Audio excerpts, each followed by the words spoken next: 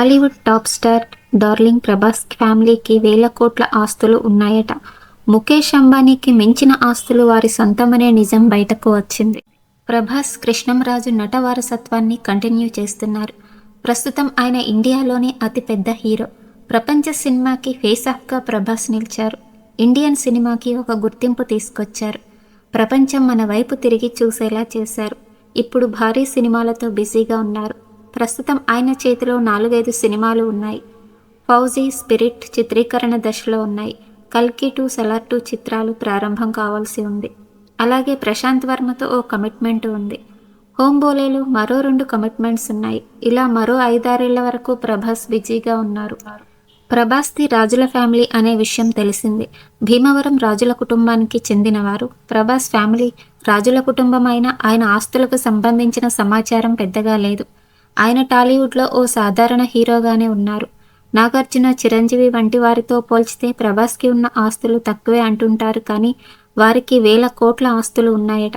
ఆ రహస్యాలను బయటపెట్టారు ప్రముఖ దర్శకుడు రాజా వన్నంరెడ్డి. ఆయన కూడా రాజుల ఫ్యామిలీకి చెందినవారే.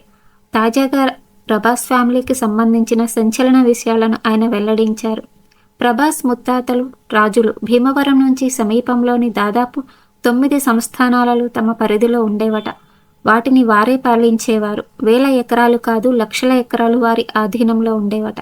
వాటిలో పంటలు పండించేవారు. తమకు కావలసినది ఉంచుకొని మిగిలినవి వీరందరికీ రాజు అయిన ముస్లిం రాజుకి పంపించేవారట. కానీ ప్రభాస్ ముత్తాతల ఆధీనంలోనే ఈ 9 సంస్థానాలు ఉండేవని, వాటికి వారే రాజులు అని, లక్షల ఎకరాలు, వేల కోట్ల ఆస్తులు ఉండేవని ఆయన తెలిపారు.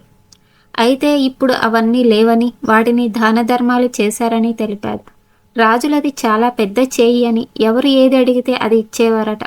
ఓసారి కొందరు మంచిగా కాచి ఇచ్చారు. ఆ టేస్ట్ చూసిన ప్రభాస్ ముత్తాత వారిని తన రాజ్యంలోనే ఉంచుకున్నారు. వారి కోసం ఏకంగా 3,000 ఎకరాలు రాసిచ్చారట.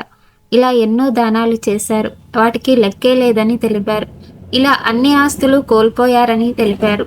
డబ్బులు కూడా దానం చేశారని వెల్లడించారు. ఇప్పుడు 100 ఎకరాల లోపే వారికి ల్యాండ్ ఉందని అన్నారు.